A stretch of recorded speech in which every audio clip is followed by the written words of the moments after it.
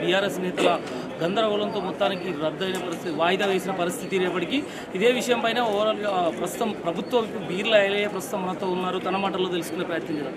చెప్పండి అన్న, బీఆర్ఎస్ ఏదైతే ఆందోళన లఘుచర్ల విషయం కావచ్చు, ఓవరాల్గా అన్ని సమస్యలు, రైతుల బేడీల సమస్య పైననే వాయిదా తీర్మానాలు పట్టుబట్టాము మొత్తానికి సభ, దాంతో స్పీకర్ భయపడి ప్రభుత్వం వాయిదా వేసిన పరిస్థితి అంటున్నారు. దీన్ని ఎలా చూస్తారు? బీఆర్ఎస్ వాళ్లకు అధికారం పోయినాక మధ్యభ్రమించి మాట్లాడుతున్నారు.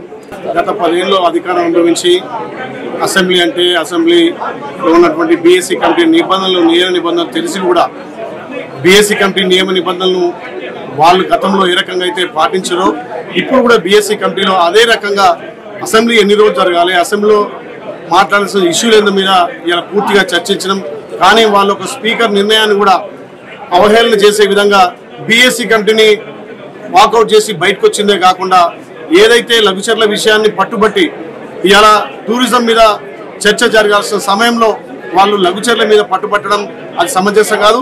స్పీకర్ గారు పదే పదే మీకు అవకాశం ఇస్తున్నా కానీ వాళ్ళు స్పీకర్ను కూడా అగౌరవపరిచే విధంగా స్పీకర్ పోడియం వద్దకు తోసుకొని వెళ్ళి ప్లే కార్డులను ప్రదర్శిస్తున్నారు.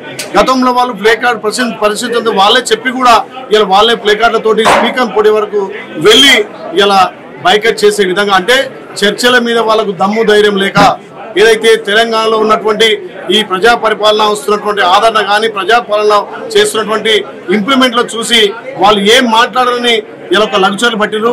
మరి గతంలో రైతుకు మిర్చి రైతులకు బేడీ లేసింది వాళ్ళు, ఇలా 3rd డిగ్రీ రైతులు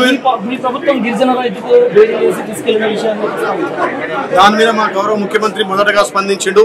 ఎవరైతే ఆ రైతుకు బేడీ లేసారో వాళ్ళు ఇమీడియట్గా సస్పెండ్ చేసి ఎందుకు అక్కడ జరిగిందో దాని మీద కూడా మొదటగా విచారం వ్యక్తం చేసింది గౌరవ ముఖ్యమంత్రి రేవంత్ రెడ్డి గారు.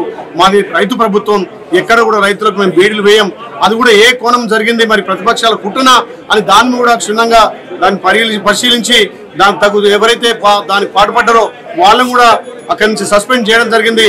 మా ప్రభుత్వం రైతు ప్రభుత్వం, రైతుకు ఏకకాలంలో రుణమాఫీ చేసిన ప్రభుత్వం.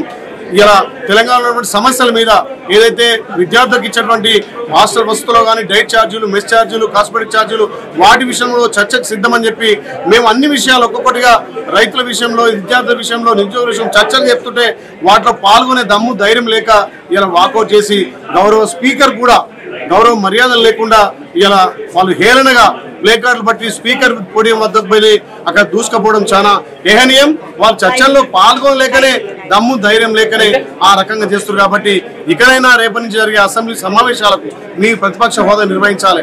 ఎట్లాగో మీ ప్రతిపక్ష నాయుడు ఫామ్ హౌస్ బయటికి రాడు, ఉన్న మీరన్నా అలీబాబా ఆధార్జన్ దొంగల లెక్క కనీసం ప్రజల సంక్షేమం కోసం, ప్రజలకు ఇస్తున్నటువంటి సంక్షేమ పథకాల కోసం చర్చలుగా ఏ ప్రజాపాలన మీద చర్చ జరగాలని మేము అసెంబ్లీలో ఉంటే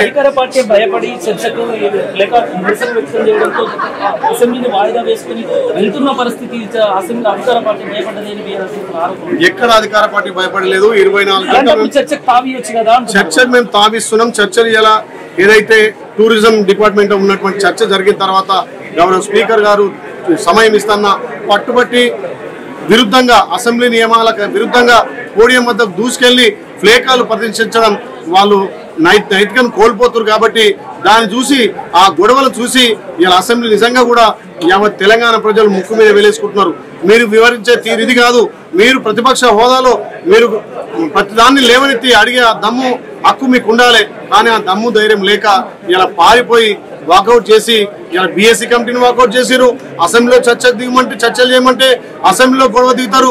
ఇదెక్కడి మీ ప్రజల నుంచి వచ్చినటువంటి ఆదరణ కాంగ్రెస్ పార్టీ చూసి ఓర్వలేక, ఎక్కడ ఏ ముఖం చెల్లలేక ఏదో ఒకటి గొడవ పెడితే మేము హైలైట్ అవుతాం తెలంగాణలో, మేము లైవ్లో ఉండాలనే ఉద్దేశంతో వాళ్ళు గొడవ తప్ప వాళ్ళకు ప్రజా సమస్యల మీద, ప్రజల వస్తున్నటువంటి వాటి మీద చర్చ చేయడానికి దమ్ము ధైర్యం లేక ఇలాగ ఆగత్యం చేస్తున్నారు. బీఎస్సీ కమిటీలో ప్రతిపక్ష నాయకులు ఎంఐఎం కానీ, బీజేపీ కానీ, సిపిఐ కానీ, టీఆర్ఎస్ వాళ్ళ అన్ని మా గౌరవ స్పీకర్ గారు, మా ముఖ్యమంత్రి గారు, మా డిప్యూటీ స్పీకర్, ఎల్ఏ మంత్రి అందరూ కూడా క్షుణ్ణంగా పరిశీలించి ఏ అంశాలు ప్రాధాన్యత ఉంది వాటన్నిటినీ ఇలా అసెంబ్లీలో చర్చించి రేపటి నుంచి ఒక్కొక్క దాని మీద చర్చ చేయాలని చెప్పి బీఎస్సీ కమిటీ నిర్ణయించుకుంటే, ఆ బీఎస్సీ కమిటీలో కూడా విరుద్ధంగా గతంలో వాళ్ళు 10 ఏళ్ళు నడిపిన పద్ధతినే మేము కూడా ముందుకు పోతే లేదు, మాకు ఇవాళ ఇక్కడనే చర్చ జరగాలని చెప్పి ఒక మొండి పట్టుతోటి చేసిరు. ఆ బీఎస్సీ కమిటీని కూడా వాకౌట్ చేసిరు.